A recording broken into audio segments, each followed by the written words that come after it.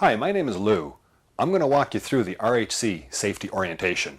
This safety orientation video was produced to provide you with some information and basic expectations for one reason.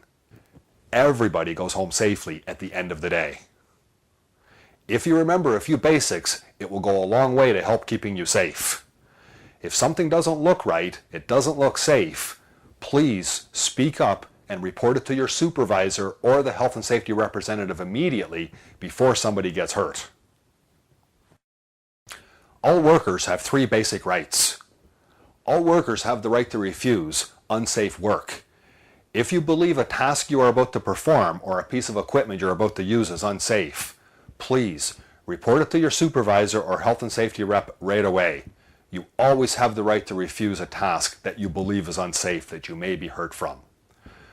The second basic right that all workers have is the right to know about the hazards in the workplace, including hazardous materials. WHMIS helped us strengthen our right to know about the hazardous materials. Material safety data sheets have to be provided to workers so they can know about the hazards with the materials and the proper personal protective equipment to be used.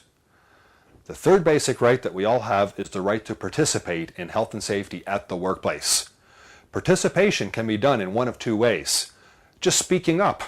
Talk to your site supervisor, talk to the health and safety representative, express your safety concerns. Or secondly, you can sit on the health and safety committee to help us make the job site safer. If you have opinions on how to make the job site safer and you're a safety conscious person, we want you to help us. Don't let anyone take away any of your three basic rights. They are yours. Use them as you need them. The minimum safety standard on all RHC job sites is the Occupational Health and Safety Act and the construction regulations. When you go out to an RHC job site, there's a few things that you have to know about. Number one, the first time you arrive at any RHC job site, it is mandatory that you check in with the site supervisor. There is some safety expectations and some safety information that you will be given that will be specific to that job site. Such as the entrance to the job site, the parking area, the entrance to the building. Job site hours are typically 7:30 to 5:30. However, if the hours on your job are different, you will be notified. You will be told where the emergency telephone location is, the site telephone number, where the first aid kit location is, usually in a separate stand outside of the site trailer, where the washroom location is, disposal areas, the name of the job site health and safety representative, and any other specific hazards that you must be made aware of. For example, overhead wires, underground wires. Safety training. Every worker who enters an RHC job site must have as a minimum WHMIS training and fall protection training. Any other workers who are performing specific tasks must be trained in the tasks that they are performing. For example, if workers are hooking up heaters with propane, workers must take the safe propane handling. Another example could include workers that are doing hoisting and lifting operations. They must be trained in how to do their job properly. Always take a look at the Occupational Health and Safety Act and construction regulations under training to see the mandatory required training for different tasks that are being performed in construction. RHC will have a zero tolerance policy regarding alcohol and non-prescription drugs. If you are taking prescription drugs and they impair you in any way, shape, or form, you have to notify your supervisor immediately, and supervisors must give appropriate tasks to workers who are taking prescription drugs. Smoking will not be permitted in any RHC building under construction. There will be a designated smoking area outside for workers. RHC has a cell phone policy that's in line with the provincial hands-free program. Even though hands-free is allowed while you're driving, at RHC we would prefer for you to take or make a phone call to pull off to the side of the road into a safe location before doing so. Furthermore, any workers who are using equipment or are working in an area where your undivided attention is required, cell phones are not allowed. All subcontractors and workers are expected to report any accidents or incidents immediately on the day it happened. Also, an incident or accident report must be submitted by the subcontractor to the project manager or site supervisor immediately. All dangerous conditions must also be reported to an RHC supervisor or health and safety representative. We want you to help us to find where the dangerous conditions are so we can fix them. On all larger RHC projects, there will be a health and safety committee. You may be asked or elected to be on the health and safety committee. If you have safety opinions and you truly care about the safety of other workers, we want you to help us to make a safer job site. Foul language on RHC job sites must be avoided, especially when people are living in units. Violence or harassment will not be tolerated at any RHC job site. As you can well imagine, we want to make RHC a fun place to work, without fear of harassment or violence. If you or anybody you know has been harassed or violated for any reason, please report it to your supervisor and John Holden, the company's health and safety manager, immediately so we can take corrective action to make sure it doesn't happen again. If you are the person doing the bullying or the harassment, please note this will be grounds for immediate dismissal. Let's talk about some construction hazards. But first I want to tell you about a couple of items that are prohibited on any RHC job site. Stilts and chainsaws. Neither stilts or chainsaws are allowed on any RHC job site for any reason whatsoever. Any person who enters an RHC job site must be wearing appropriate personal protective equipment. Personal protective equipment usually starts with a CSA or ANSI approved hard hat. Make sure it's unpainted and in good condition. Another item we all have to wear on construction sites is CSA green patched steel toe safety work boots. Again, make sure they're in good condition, there's no tears and rips, and the sole is fully intact. Hearing protection is another item when workers are using tools or equipment that is creating excessive noise. Either earmuffs or earplugs will be acceptable. And also safety glasses if you are using any tools or equipment that has rotating, moving parts or creating dust or flying debris. Please remember, those are your minimum PPE required for anybody who comes into an RHC construction site. The last piece of personal protective equipment we're going to touch on is traffic vests. Whenever you are working near equipment or vehicles that are moving on construction site, you have to wear a traffic vest so you are highly visible. Let's talk about job site cleanliness for a moment. The Occupational Health and Safety Act and regulations require that all job sites are cleaned at a minimum once daily or as necessary. So basically what this means, if you find yourself tripping over your own mess and debris, you have to clean the work area immediately, and at very minimum, once a day. Remember, poor housekeeping accounts for 25 to 30% of all construction accidents. As everybody knows, falls are the #1 killer in construction. Falls are happening for many reasons. People are falling from roofs. People are falling from open edges of buildings, through openings in floor areas, falling from scaffolds, falling from ladders. Remember, fall protection is broken up into two parts: fall prevention and fall arrest. Fall prevention is #1. Fall prevention usually consists of properly built guardrails or floor covers that will actually prevent the worker from falling. If you see a missing guardrail or missing floor covers, you are expected to report it to your supervisor, the job site supervisor, or health and safety representative immediately before somebody gets hurt.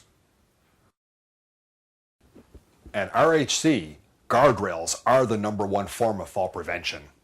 Guardrails must consist of a top rail, a mid rail, and a toe board to prevent tools and materials from flying off of the edge. Guardrails must be made strong enough to support a worker who falls against it. So if you see a guardrail that you don't think will be strong enough, again, we need it reported immediately so we can correct it. A couple of basics about floor covers. Floor covers must be strong enough to support any loads that might be put on them.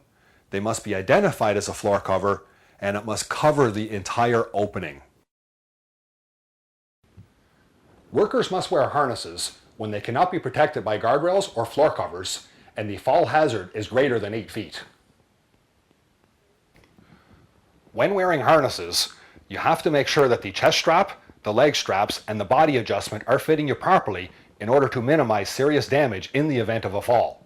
Also, The D-ring on a harness should be located in the upper middle part of your back. And lastly, when wearing harness systems, you have to ensure that your tie-off point is 18.5 feet above the ground to ensure that in the event of a fall, you don't hit the ground. Ladders are always a big killer in construction, and you have to be cautious when using ladders. Always start out by using the correct ladder for the job that you are doing. Make sure the ladder is tall enough. Make sure the ladder is rated grade 1 at a minimum. Make sure it's in good condition. Always do an inspection before you use your ladder. Never stand on the top 2 steps of any step ladder. And if you're using the ladder for access between levels of a building, make sure it's set up at a 1:3 to 1:4 angle. Always make sure you have 3 rungs above the landing point, and make sure the ladder is secure at top and bottom to prevent movement. Scaffolds. Let's talk about some basic safety issues regarding scaffolds. When scaffolds are set up, they must always be set up on firm sill support.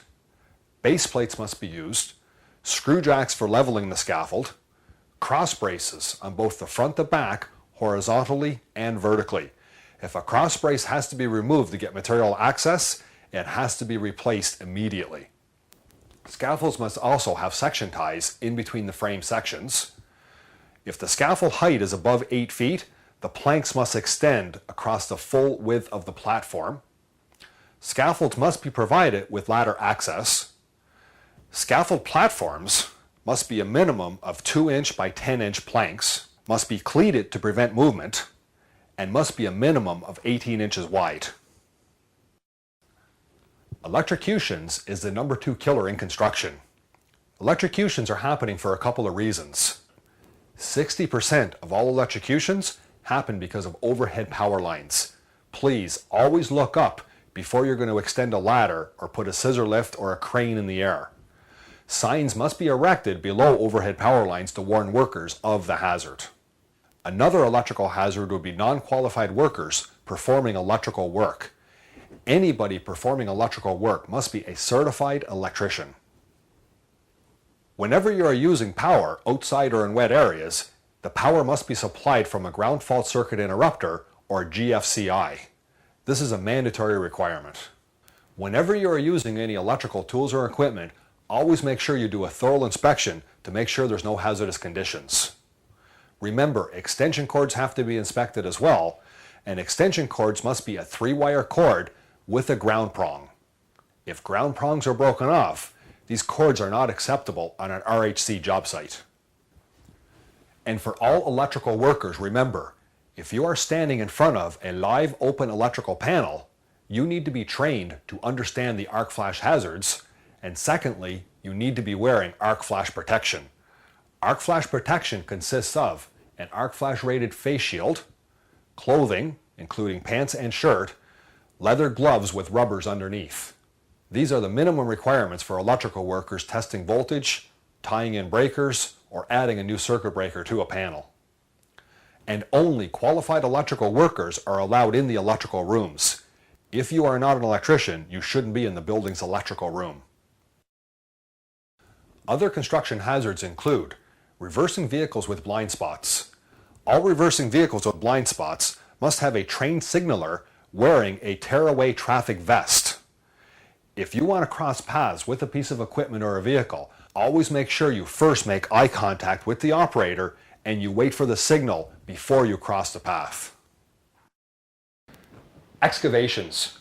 With a cubic meter of average soil weighing about 3,500 pounds, the walls of an excavation must be protected in one of 3 ways. Either slope it at 45 degrees, use a trench box, or use an engineered shoring system. Don't go into an unprotected trench. Getting crushed or struck by material is always another cause for concern on construction sites. If you see any material that is unsafe, please stay away and report it to the supervisor immediately. Prior to unloading your material at the job site, always talk to the site supervisor first to discuss location of unloading materials. Whenever lifting operations are happening on a construction site, the entire lifting area must be cordoned off with red "Do Not Enter" tape, and signs must be placed to warn workers of the hazards and not to enter the area. And this goes for any other similar safety issues. Signs must be placed to warn workers of the hazards. And lastly, RHC does have a 3-strike discipline policy. However, if the supervisor deems the issue to be serious enough, you can be removed from the job site for only 1 safety violation. Here at RHC, safety is important to us because the consequences of accidents can be too high for those affected. Over the next few minutes, we will show you a short story about how a simple, innocent act can affect you and others around you.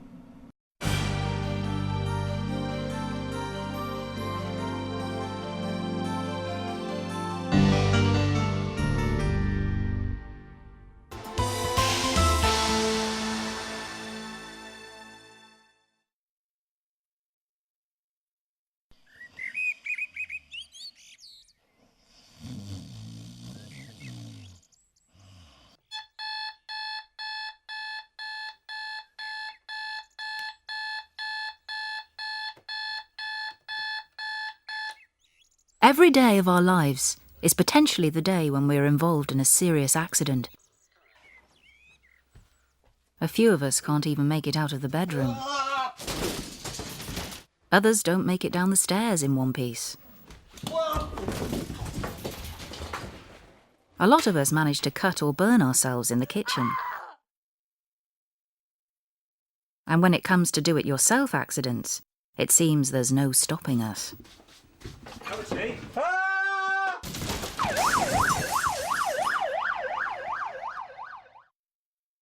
Even if we manage to avoid an accident at home, there's plenty more ways we can kill and injure ourselves and others on the roads. Sadly, many of these will be children.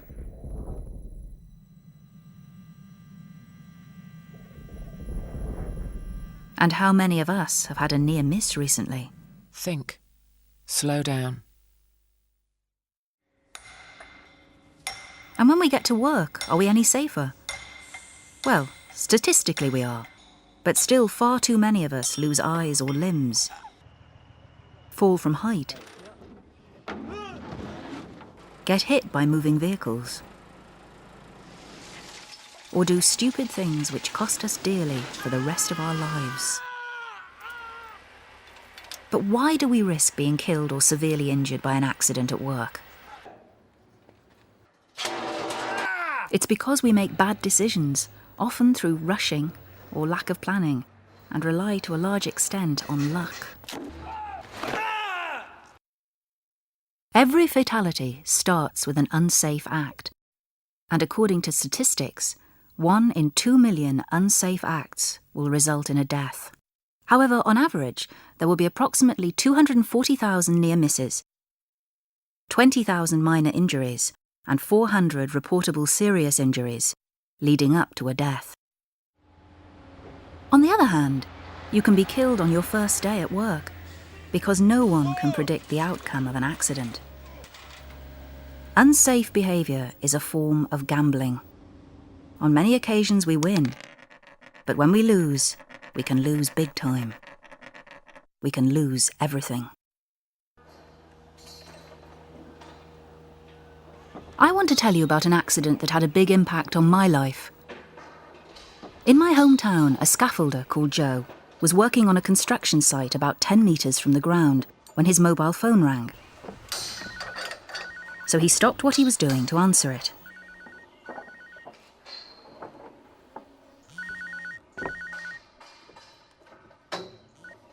Hello, love, what's up? Now this in itself is an unsafe act when working on scaffolding. But as he was loosening the fittings on a guardrail and hadn't yet clipped on his harness, it wasn't the safest place to be taking a call. The egg gasket? Oh, you're kidding me. That was Joe's first bad decision. He could have left his phone in his locker or switched it off and looked at his messages during his break. But he didn't. Well, what's it going to cost? He chose to ignore an important safety rule that he had only been reminded about by his supervisor that very morning. Mobile phones. Do not answer your mobile phone while on the scaffold. Move to a safe place of work so you can answer the phone. How much? Well, it wasn't good news on the phone, but it wasn't urgent either. And as he became more agitated, Joe inched nearer to the guardrail, which he had already loosened at one end. Get another quote. But suddenly he saw his supervisor across the site, ended the call and got on with his work. Hang on, I'll have to call you back later. His unsafe act was just one of 2 million unsafe acts where nothing else happened. If only that was true. Fortunately for Joe, or unfortunately as it turned out, his supervisor was called back at the last moment, so Joe carried on talking on his mobile. OK, but I shouldn't be on the mobile up here. What actually happened next was that Joe's mate Darren came along the scaffold and had to squeeze past him. Darren went to lean on the guardrail, but Joe suddenly remembered that he had loosened it. Darren gave Joe a bit of a ticking off and should have reported the incident as a near miss. But they were good mates, and it had never happened before. It was just one of 240,000 near misses that remain just that. Near misses. The type we've all had at some time in our lives. Except it didn't quite happen that way. Darren and Joe were good friends. They'd worked together for years. But familiarity can breed complacency. Sorry, mate. Luckily, Joe's quick reaction saved Darren from falling off the scaffold when the guardrail gave way. It held enough at one end for Joe to haul Darren back, but at the cost of a painful landing on his knee. Darren, I'm sorry. It was a minor injury, one of 20,000 minor injuries that never become anything else. A bit of first aid, a bit of sticking plaster, and a relieved friend who realises that it was his fault, but is too embarrassed to report himself to his supervisor. I'm so sorry, mate. I've never done anything like that before. You know that. But Joe didn't get away with it. His supervisor heard about the incident and conducted an inquiry.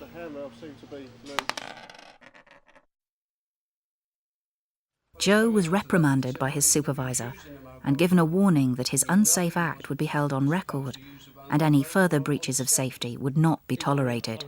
Well, it will be recorded and it will last on your record for 6 months. Darren, I understand... With 3 children and a new baby to support, Joe could not afford to lose his job. But apart from a minor injury to Darren and a warning as to his future behaviour, the cost of the accident was very small. At least it would have been, if that was the whole story. What actually happened that day is this. Joe did answer a phone call whilst he was in the act of loosening the guardrail fittings. Hello, love. What's up? He almost ended the call when he saw his supervisor. And Darren was pushing him to get a move on. But nothing happened to Darren. In almost all serious accidents, 85% of them could have been prevented by the person who had the injury. But Joe failed to see the hazard caused by loosening the guardrail while not clipped on. He didn't realise who might be in danger of an accident. He didn't think about the risk of answering his phone while in an unsafe position. And so there was nothing to prevent what happened next. Just see if you can knock him down. Joe!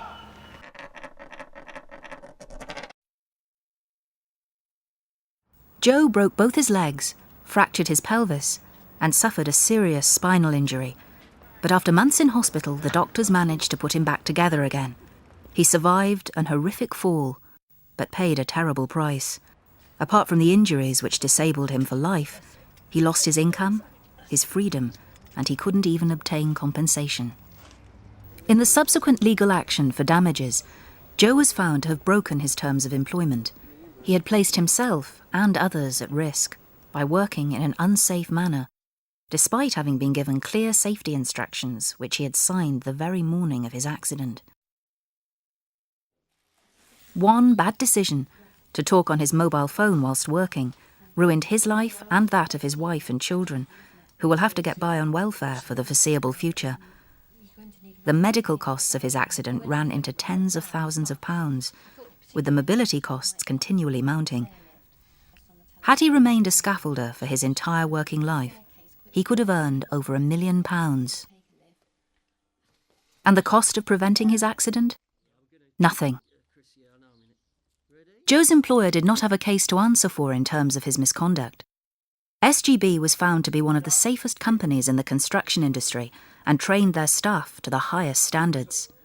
They had carried out a proper risk assessment for Joe's job and given him a toolbox talk which included not using a mobile phone whilst working. Yet they were forced to pay out a record amount in compensation. And you want to know why?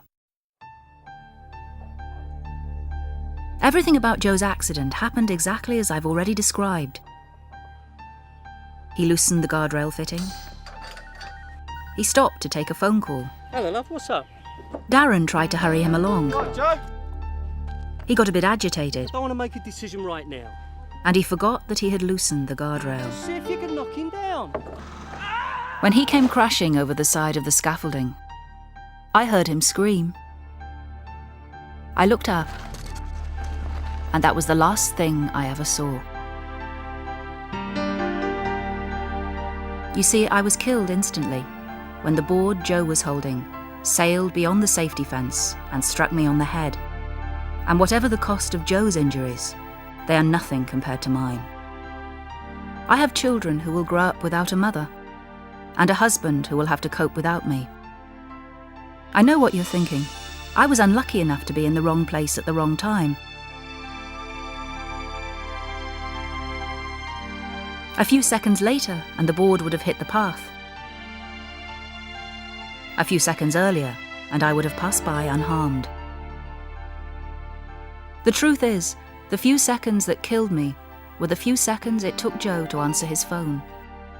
That one unsafe action set in motion a roll of the dice that happens with every unsafe act, no matter whether it's at work, in your car, or in your home. Where the dice lands could change your life forever. So it's best not to throw it in the first place.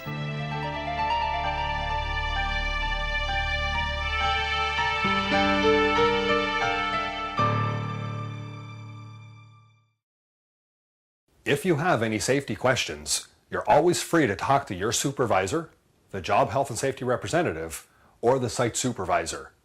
If you have further questions beyond that, you're always free to get in contact with John Holden, the company's health and safety manager. To summarize what we talked about in this video, we reviewed important information that you need to follow to ensure that you're working safely and to assist RHC in ensuring a safe job site and making sure that we have a functioning internal responsibility system. Please remember, if something doesn't look or seem right, it probably isn't. Please ask questions of your supervisor or the health and safety representative before somebody gets hurt.